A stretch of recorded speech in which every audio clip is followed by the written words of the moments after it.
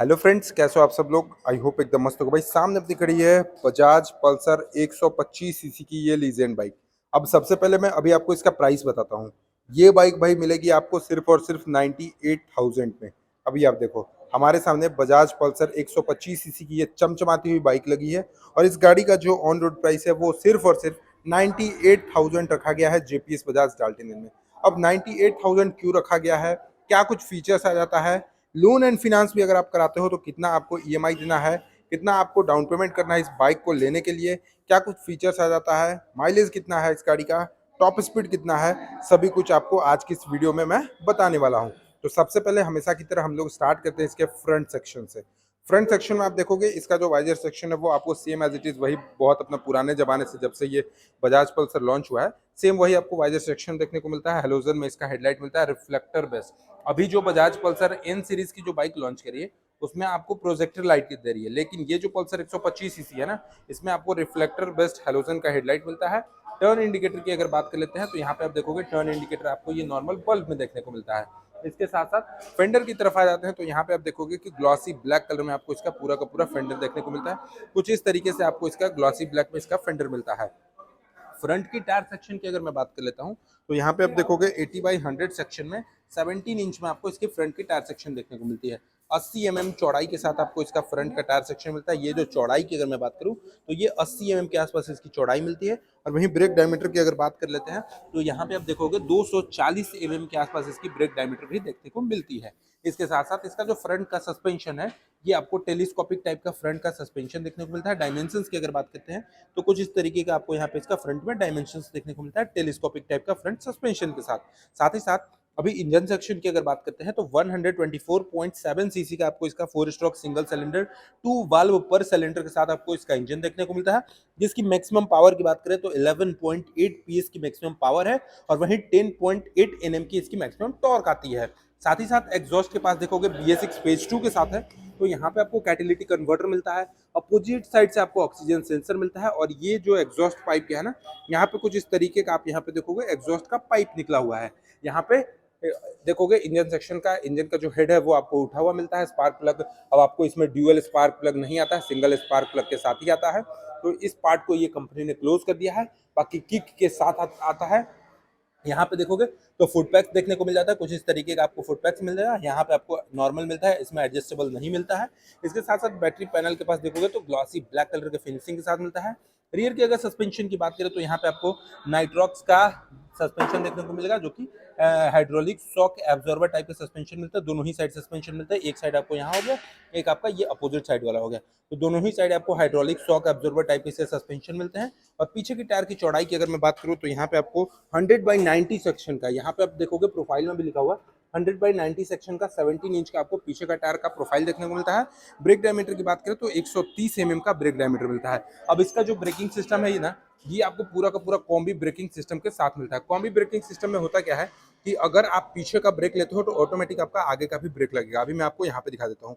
ये अगर मैं पीछे का यहाँ पे ब्रेक लिया ना तो ऑटोमेटिक आगे का भी ये ब्रेक होता है। तो इससे क्या होगा क्या कि आपका जब आप ब्रेक लोगे अचानक, तो सबसे पहले होता क्या था दूसरे बाइकों में कि अचानक आप आगे का ब्रेक लेते थे तो आपका जो फ्रंट का टायर था वो स्किड करता था। बट अब आपको पीछे का भी टायर अगर आप ब्रेक लेते हो तो दोनों का जो बैलेंसिंग है ना, जैसे बोलते हैं हम लोग इंजन बैलेंसिंग टेक्नोलॉजी, सेम उसी तरह इसमें है बाइक में ब्रेकिंग टेक्नोलॉजी। ब्रेकिंग टेक्नोलॉजी जो होता है वो आपको काफी ज्यादा अच्छा होता है कि आपको CBS ब्रेकिंग सिस्टम के साथ। इसके साथ साथ इसका जो फ्यूल टैंक है वो काफी ज्यादा अट्रैक्टिव लगता है। यहाँ पे देख सकते हो कुछ इस तरीके का डिजाइन है फ्यूल टैंक का। यहाँ पे आपको पल्सर का बेसिक मिलता है क्रोम के ट्रीटमेंट में, और इसके साथ साथ बेसिक में किनारे किनारे देखोगे तो रेड कलर का ग्राफिक्स भी देखने को मिलता है। यहाँ पे स्क्रैच ना आ जाए पैंट के जिपर से लग के, इसीलिए आपको यहाँ पे कुछ इस तरीके का यहाँ पे ये देखने को मिलता है। ये जो बाइक है वो BS6 phase 2 E20 flex fuel OBD2 के नॉर्म्स पे है। अब ये OBD2 तो हम लोग यूज करते हैं, BS6 फेज 2 यूज करते हैं, लेकिन अभी तक हम लोग E20 यूज नहीं करते क्योंकि अभी हमारे यहाँ पे E20 अवेलेबल उतने जगह पे नहीं है। बट कंपनी का ऐसा कहना है कि अगर इन फ्यूचर E20 आपको मिलती है, इथेनॉल मिलती है, तो आप उसको यूज कर सकते हो। हमारा जो इंजन है उस इंजन में E20 भी सक्सेसफुल हो जाएगा। इसके साथ साथ सीट की बात करते हैं तो सीट आप यहाँ पे देखोगे सिंगल टाइप का ये सीट देखने को मिलता है। सीट के कुशन की क्वालिटी जो है वो आपको काफी ज्यादा अच्छा प्रीमियम लगता है। इसके साथ साथ इसका जो ग्रैब हैंडल है वो आपको स्प्लिट में नहीं मिलता है, ये आपको नॉर्मल मिलता है। पर यही सब छोटा छोटा चेंजिंग के चलते इस बाइक को 98,000 रुपए में बेचा जाता है। क्यों? इसमें थोड़ा सा ग्रैब हैंडल जो है वो स्प्लिट नहीं मिलता है, सीट स्प्लिट नहीं मिलता, प्लेन में सीट मिलता है। बाकी चेन कवर की बात कर लेते हैं तो यहाँ पे देखोगे चेन सॉकेट जो है वो पूरा का पूरा आपको इसमें कवर्ड चेन सॉकेट यहाँ पे ये देखने को मिलता है। कुछ इस तरीके से आपको यहाँ पे इसका चेन का कवर देखने को मिलेगा। फिर आप देखोगे रियर में टायर सेक्शन के पास की जो अलॉय है ना, इसमें रेड कलर का स्ट्रिपिंग मिलता है। पीछे में टायर हैगर देखने को मिलता है, जिससे धूल मिट्टी कीड़ा उड़ा जो आएगा वो आपको नहीं पड़ेगा। इसके साथ साथ बात करते हैं यहाँ पे, तो ये देखोगे टोटल इसकी गियर, तो ये टोटल जो है वो 5 स्पीड टॉप गियर बॉक्स के साथ आती है with side stand engine cut of. यहाँ पे आपको side stand engine cut of भी देखने को मिलेगा। और वहीं ग्राउंड क्लियरेंस की अगर मैं बात करूँ तो 165 mm के आसपास इसकी ग्राउंड की क्लियरेंस है। यानी 165 mm बहुत ज्यादा होता है। आप कितना भी खराब रास्ते उबड़ खाबड़ वाले एरिया में भी चले जाओगे तो 165 mm सफिशियंट है, आपका जो इंजन है वो नीचे से सटेगा नहीं। इसके साथ साथ ओवरऑल लेंथ की बात करें तो 2042 mm के आसपास इसकी ओवरऑल लेंथ देखने को मिलती है। और अगर चौड़ाई की बात करें तो 765 mm के आसपास इसकी चौड़ाई मिलती है। टोटल कर्व वेट की अगर मैं बात करूं तो भाई ये जो बाइक है ना, बजाज पल्सर 125 सीसी की कर्व वेट 142 केजी की है, 142 केजी की इसकी कर्व वेट मिलती है। और यही कर्व वेट आपको 150 सीसी की बाइकों में भी देखने को मिलेगा। यानी मैं ये कह सकता हूं कि इसका जो वेट है ना, बाकी बाइकों से 125 सीसी सेगमेंट में इसका सबसे ज्यादा है, क्योंकि 142 केजी के आसपास इसका कर्व वेट देखने को मिलता है। तो ये तो हो गया फ्रंट लुक। ओवरऑल आपको लुक कैसा लगा कमेंट सेक्शन में बताना। और अगर पीछे की लुक की अगर मैं बात करूं तो आपको अभी मैं इसका टेल लाइट एक बार जलाकर दिखाता हूं यहाँ पे। तो ये देखना, कुछ इस तरीके से आपको इसका टेल लाइट सेक्शन देखने को मिलता है। पीछे का कुछ ये पोर्शन हो गया आपका, यहाँ पे नंबर प्लेट ऑप्शन आ जाता है। ये देखो यहाँ पे देखे कुछ इस तरीके का। और भाई सबसे अच्छा प्रीमियम क्या लगता है, जब ये टेल लाइट जलता है तो इसके बीच का जो ऊपर नीचे का ये जो स्टाइलिंग है ना, ये काफी ज्यादा प्रीमियम लगता है अगर आप रात के समय में देखते हो तो। चलो अब मैं आपको इसका मीटर कंसोल एक बार चेकआउट कराता हूँ, क्या कुछ फीचर्स मिलता है और टॉप स्पीड कितना का है। सबसे पहले अगर की बात करते हैं तो की देखोगे बजाज पल्सर का कुछ इस तरीके का की मिलता है। यहाँ पे की को इंसर्ट किए आपको सेमी में मिलता है, ये एनालॉग में और ये डिजिटल में। आरपीएम लिमिट यहाँ मिलता है, स्पीडोमीटर यहाँ मिलता है, और इसके साथ साथ odometer, trip meter, IFE, AFE, side stand engine cut off, DTE. अब आपको मैं बताता हूँ ना कि आईएफई, एएफई और डीटीई क्या होता है। एएफई होता है एवरेज फ्यूल एफिशिएंसी, यानी अब ये बाइक में अपडेट करके बताया जाता है कि एवरेज फ्यूल एफिशिएंसी, यानी आप जब बाइक को चला रहे हो तो आपकी बाइक 1 लीटर तेल में कितना का माइलेज करंट टाइम पे दे रही है। और डिस्टेंस टू एम्प्टी मतलब होता क्या है कि आपका ये जो फ्यूल टैंक है ना, फ्यूल टैंक का कैपेसिटी आपको 11.5 लीटर का है।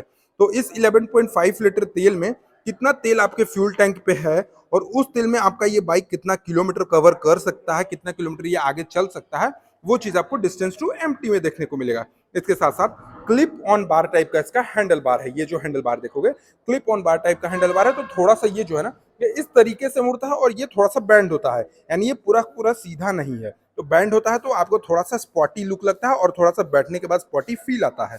इसके साथ साथ लेफ्ट साइड से अगर बात करते हैं तो यहाँ पे आप देखोगे pass light, high beam, low beam, turn indicator और ये हॉर्न। हॉर्न आपको सिंगल टाइप में मिलेगा। राइट साइड में आते हैं तो यहाँ पे रेड कलर में इंजन का स्विच मिलता है और एक सेल्फ का ऑप्शन मिलता है। तो ये था कुछ इस तरीके का बाइक। बाकी प्राइस की अगर फिर से मैं आपको बता दूं तो सिर्फ और सिर्फ 98,400 के आसपास इसकी ऑन रोड प्राइस है। लोन एंड फिनेंस अगर आप कराते हो तो आप इस बाइक को खरीदने के लिए मिनिमम 20 to 25,000 अगर आप डीलरशिप पे जमा करते हो तो ये बाइक आपका इजिली फाइनेंस हो जाएगा। बाकी जो मंथली ईएमआई है वो आपके सिविल पे डिपेंड करता है कि आपका कितना सिविल है, इसके हिसाब से मंथली ईएमआई भी फिक्स हो जाता है।